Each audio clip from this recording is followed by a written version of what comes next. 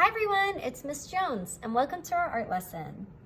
I am very excited for this week's project because we are going to be looking at pop artist James Rizzi. I absolutely love Rizzi's work because of its colorfully whimsical style. In most of his artwork, Rizzi shows his birthplace of New York. His paintings look cartoonish and have even been described as childish, due to the use of bright, saturated colors and bold black outlines. There is often a chaotic busyness to his work, with images filling up the entire canvas. This is reminiscent of the hustle and bustle of New York City, Rizzi's hometown. It almost creates a Where's Waldo or I Spy type look that draws in viewers.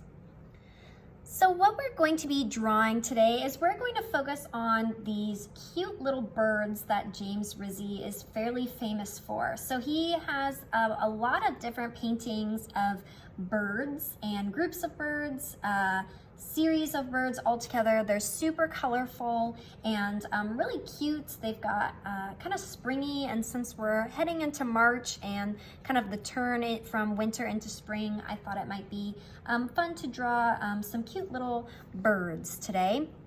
Some James Rizzi birds. So we're gonna start with our crayon to draw our image first before we start adding paint. Now, before we get started, I wanna remind you, we do have water here. So make sure you keep your water up at the top of your page and maybe farther away from your computer. So have your computer maybe on one side and your water on the other.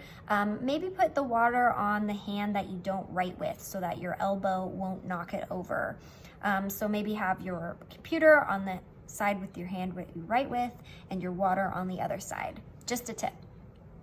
So let's start with our drawing of our bird. So how we can create these James Rizzi birds here is, let's go ahead and start with the top and the head. So the head is kind of a big bulbous shape. And you can draw one bird if you'd like, or you can draw a few. I'm just gonna draw one, but we're gonna draw kind of a big semicircle, kind of like this. And after we have our head done, we're gonna create our beak, which is kind of a big triangle connecting these two sides there. And so now we have our bird head. And it's okay if it's not perfect, because I really love Rizzi's style because it's a little bit cartoony, it's a little bit bulbous, it's not perfect, it's very sketchy, so keep that look in it. So let's start to add some details to our head. We're gonna add some eyes. So they have these big, huge, kind of round eyes here, big circles right in the middle of the head.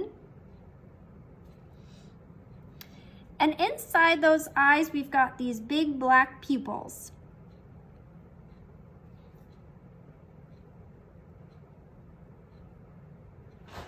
After we've done our pupils, we can add some nostrils. So birds have these little slits on their beak that they breathe out of, their little nostrils. So we'll make two there. And then we get to start on the body.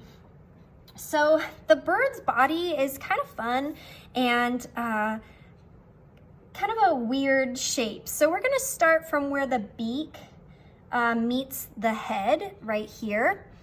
See that spot? And we're gonna just draw, kind of go down and kind of start drawing a big loop for the body here. And then we're gonna go up past the head and we're gonna make the tail, which is just gonna be kind of like a triangle. So we just went all the way around. I'm gonna make my line a little bit darker, a little bit more bold here.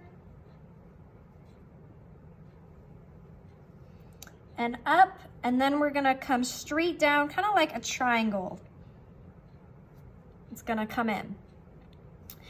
And once we reach that, that's our little tail, we're gonna come back to where our beak and our head meet right here, and we're gonna just connect that to our tail.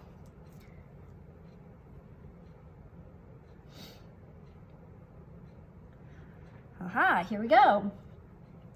And now we get to add, so we have our body, we have our head, we're gonna add a wing here. So the wing is kind of like a cloud. We'll do a couple little cloud lines for our wing.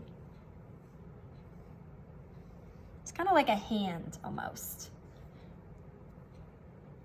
Either the wing or maybe that's the chest of the bird. Kind of, I think it's more like the wing. But you can decide yourself. So our final thing that we're gonna do is we need to add some feet. So there's a few ways you can add some feet. You can add them kind of like straight down, or I like, Rizzi does this kind of like, it looks like a little kick that the birds do. So I'm gonna do my, I'm gonna make my leg here nice and bold with my kind of fork-like feet. And then I'm gonna do the other leg. It's kind of gonna be like it's standing up, kind of like a kick, like this. And then do the fork that way. Voila, so there we go. So there's our little Rizzi bird, pretty cute. If you want to go over any of your lines to make them maybe bolder, stand out a little bit more, you can. Like I said, with the crayon and the permanent marker, the watercolor won't affect it. So they will stand out pretty bold and big. I just want my bird to really stand out with these big lines here.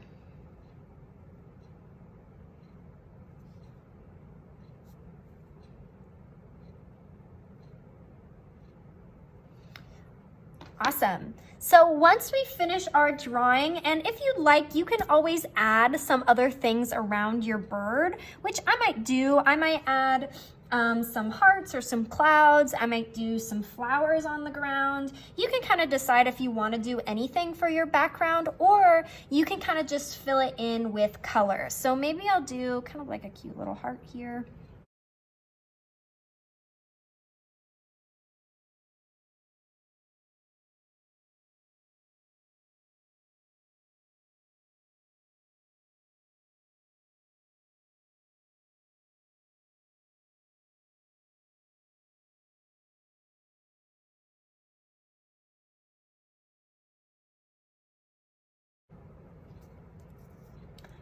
There we go. So I added a few more details.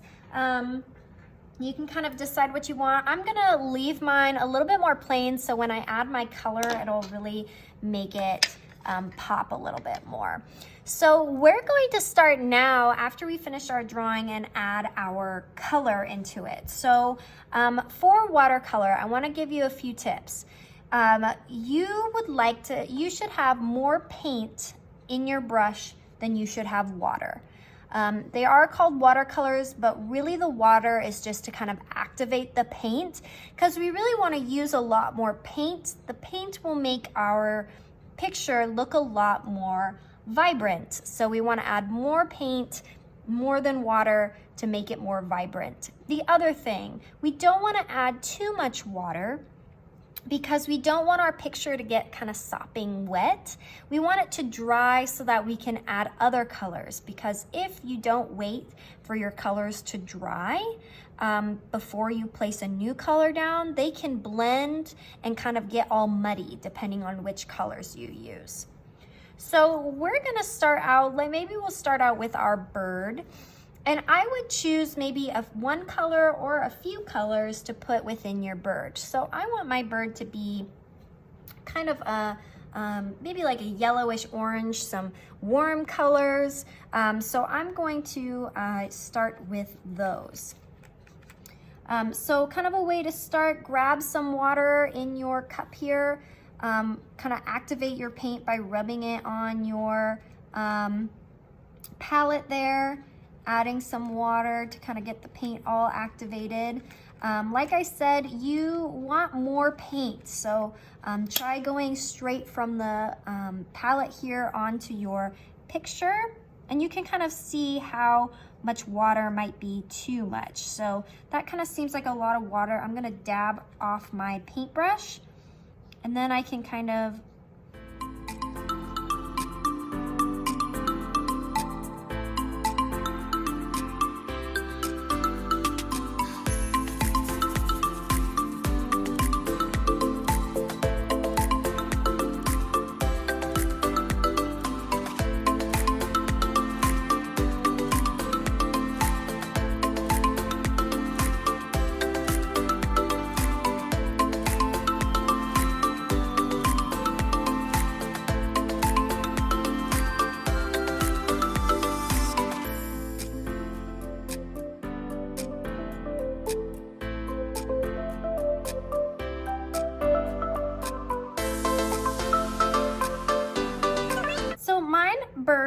finished it, but it's a little bit wet still. So I'm gonna do kind of my background little pieces first, and then go into my background so that I can wait for my bird to dry so that it doesn't kind of like mix up with it.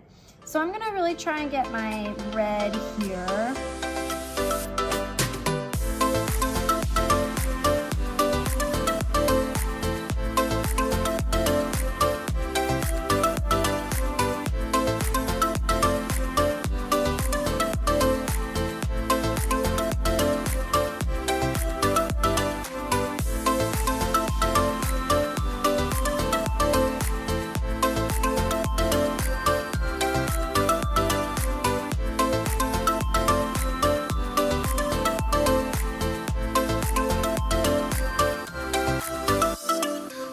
Right, well, I'm gonna start doing my background a little bit more here. And I think I'm gonna try and do some blues for my background. We'll kind of see how it goes. These paints, I'm really not happy with them. So I'm gonna start on my background here, and we're just gonna do kind of like a big wash. So on your background, you might need a little bit more water. And then you'll be able to spread kind of the paint around on that water. So I'm kind of just using some water and going around the edges here, and then I can kind of go back in with paint and kind of blend that in a little bit more. So try and go with a little bit of water first, and then you can go and add your paint after.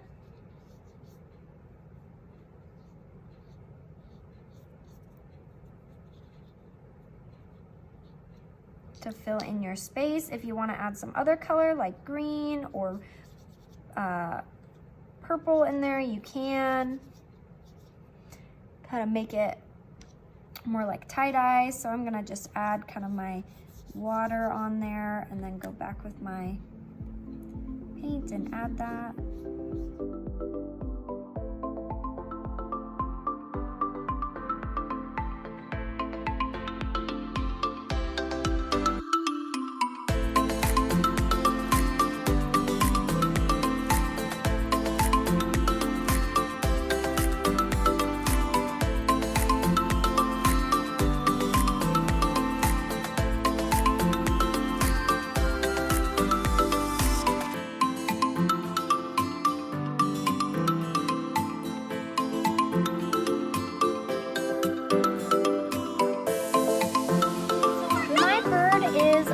About finished here. I just need to wait for my picture to dry, and I am a lot happier with how it turned out than I thought I would be.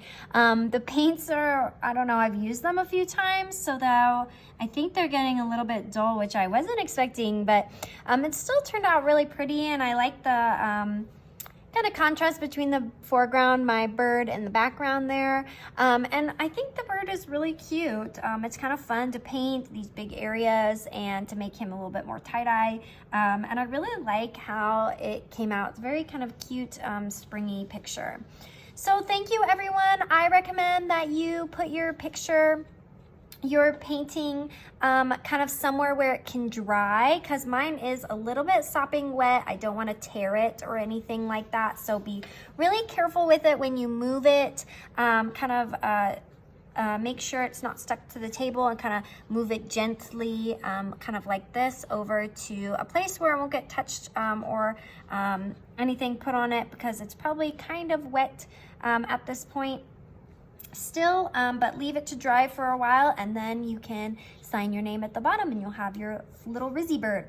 So thank you, everyone. I hope you enjoyed this project. I love working with watercolor, and I'm excited to continue doing more pieces as it continues. So thanks, everybody. Bye.